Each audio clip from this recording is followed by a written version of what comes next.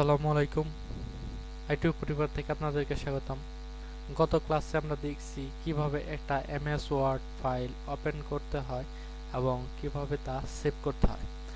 আজ আমরা দেখব কিভাবে একটা ফাইল ওপেন করতে হয়, মানে আমাদের সেভকৃত ফাইলটি ওপেন করা যায় এবং কিভাবে একটা নতুন ফাইল সৃষ্টি করা যায়।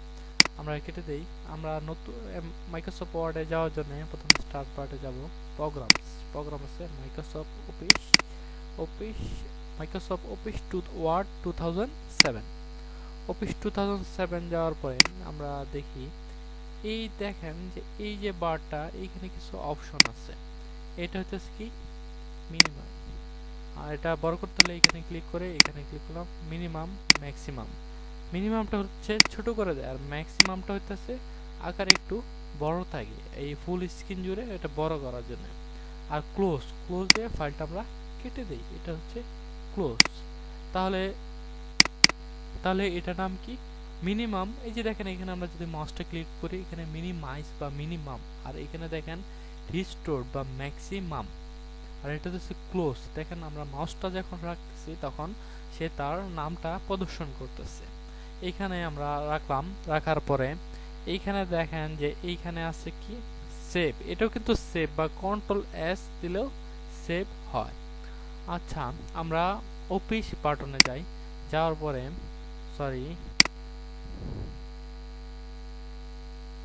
আমরা এখানে অফিস বাটনে যাই, দেখি নিউ ওপেন। আজ আমরা দেখবো নিউ মানে কি, সাপোজ আমি একটা ফাইলের লেখালেখি করতেছি, আমার আরেকটা নতুন ফাইল প্রয়োজন, তখন আমরা এই নিউ এ ক্লিক করব। নিউ ক্লিক করার পরে এখানে ব্ল্যাঙ্ক ডকুমেন্টে আমরা সিলেক্ট করে আমরা ক্রিয়েটে ক্লিক করব। তাহলে আমাদের নতুন আরেকটা ফাইল ওপেন হয়ে গেছে। দেখেন এটা আমাদের নতুন একটা নতুন ফাইল ক্রিয়েট হয়েছে। আমরা যদি কোনো আমাদের সেভকৃত ফাইল আমরা ওপেন করতে চাই তাহলে আমরা এইখানে অফিস বাটনে ওপেনে যাব বা কন্ট্রোল ও তে চাপ দিব।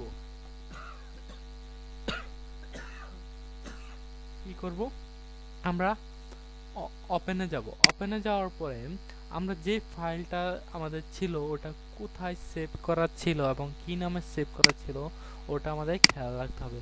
আমরা ফাইলটা ডেস্কটপে সেভ করছিলাম এবং ফাইলটার নাম দিয়েছিলাম এমডি ক্লাসুল হক তুহিন।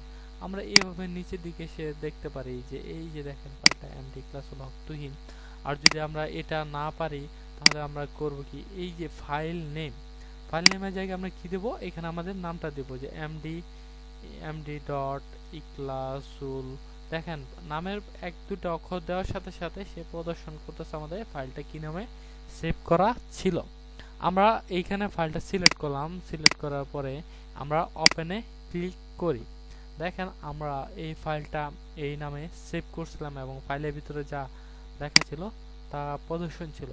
এটা একটা আর্টিকেল যার ইন্ট্রোডাকশন লেখা আমি কোথাও থেকে কপি করে আনছি এবং তা আপনাদেরকে দেখানোর জন্য আমি এখানে রাখছি। এবং নেক্সট ক্লাসে আমরা দেখব কিভাবে ফাইল কপি, কাট এবং পেস্ট করা যায়। আজ এ পর্যন্তই।